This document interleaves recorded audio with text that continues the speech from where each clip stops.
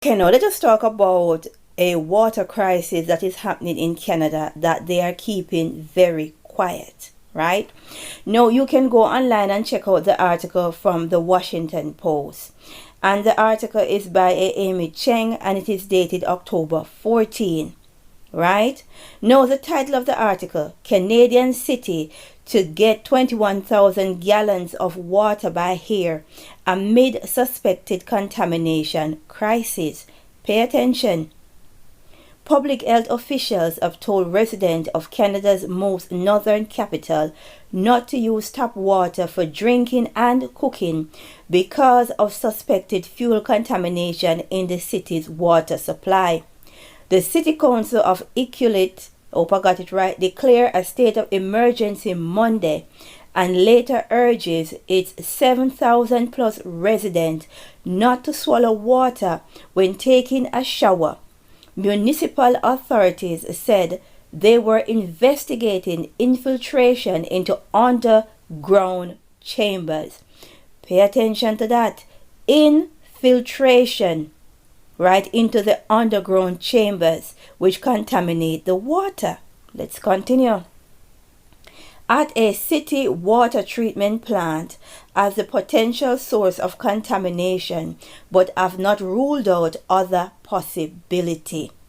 Right?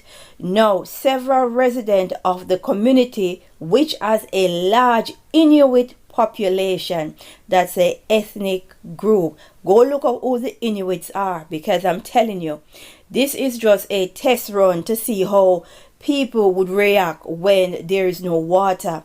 Now, mind you, Canada is one of the world's Canada is one of the country with the largest amount of fresh water.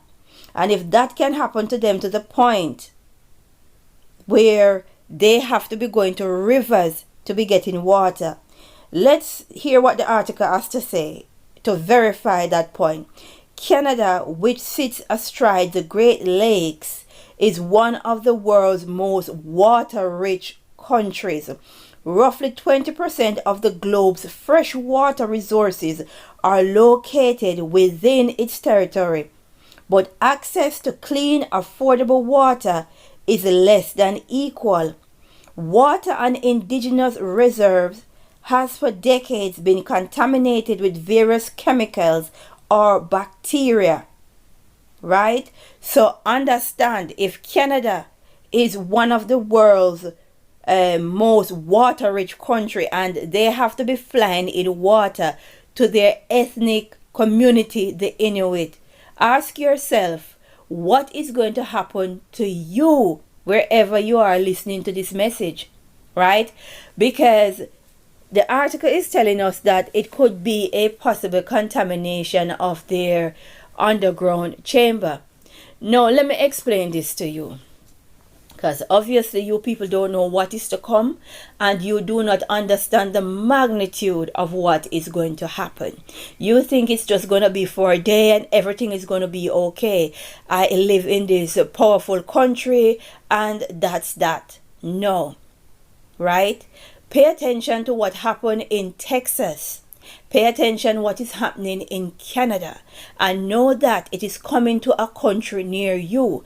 And if you think that you all are going to get slick and you're all going to get smart and go to the rivers and the lakes to get water, think again, because they're going to make sure to contaminate those with chemicals and bacteria, chemicals or bacteria, and tell you it is because of climate change, right?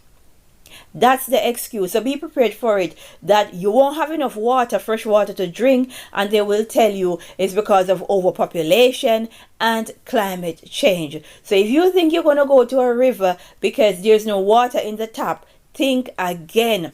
These people have crossed all their T's and they have dotted all their I's. They have spent decades planning for you, right? And if you think you're not going to bow before the beast, right, they're going to back you into a corner and you're going to have no choice. Many of you already took the Nephilim seed. right? Because you fail to use critical thinking, you fail to connect the dots, you fail to ask any form of question as to what is going on. Now, this water crisis in Canada is just a test run to see how the sheep would behave. It is coming to a country near you. Let us pray and say, Glory be to the Most High.